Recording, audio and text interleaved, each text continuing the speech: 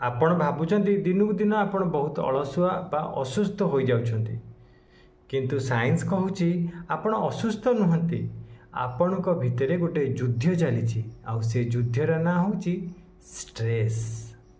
ଆମେ ଭାବୁ ଷ୍ଟ୍ରେସ୍ ମାନେ କେବଳ ଚିନ୍ତାଗ୍ରସ୍ତ ରହିବା। ନା, ଷ୍ଟ୍ରେସ୍ ହେଉଛି ବଡ଼ିର ସର୍ଭାଇଭାଲ୍ ମେକାନିଜିମ୍। ଆପଣଙ୍କ ଶରୀର ଏବେ ଏହି ତିନୋଟି ଷ୍ଟେଜ୍ରେ ଫାଇଟ୍ କରୁଛି। ଆକ୍ୟୁଟ୍ ଷ୍ଟ୍ରେସ୍, ଯେଉଁ ଷ୍ଟ୍ରେସ୍ ହଠାତ୍ ଆସିଯାଇଥାଏ। କ୍ରୋନିକ୍ ଷ୍ଟ୍ରେସ୍, ଯାହା ଆପଣଙ୍କ ମନ ଭିତରେ ବସା ବାନ୍ଧି ସାରିଲାଣି, ଆପଣଙ୍କୁ ଧୀରେ ଧୀରେ ଭିତରୁ ଖାଇଯାଉଥାଏ।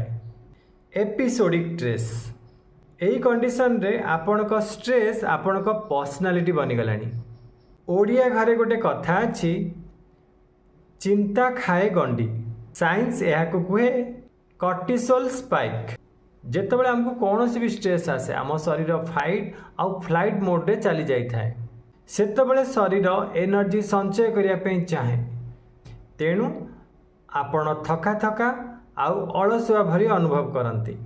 ଯଦି ଆପଣଙ୍କୁ ବାରମ୍ବାର ମୁଣ୍ଡ ବିନ୍ଧା ହେଉଛି, ଭଲ ନିଦ ହେଉନାହିଁ, ପେଟରେ ଗୋଳମାଳ ରହୁଛି ଆଉ ଛୋଟ ଛୋଟ କଥାରେ ବିରକ୍ତି ଲାଗୁଛି, ତାହେଲେ ବୁଝିଯାଆନ୍ତୁ ଏହା ଆପଣଙ୍କର ଅଳସୁଆ ବା ଲେଜିନେସ୍ର ଲକ୍ଷଣ ନୁହେଁ।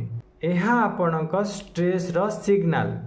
ନିଜ କଣ୍ଡିସନକୁ ବୁଝନ୍ତୁ ଆଉ ଶାନ୍ତ ରହିବାର ଅଭ୍ୟାସ କରନ୍ତୁ।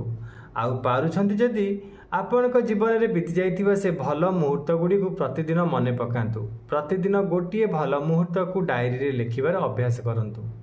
ଧନ୍ୟବାଦ।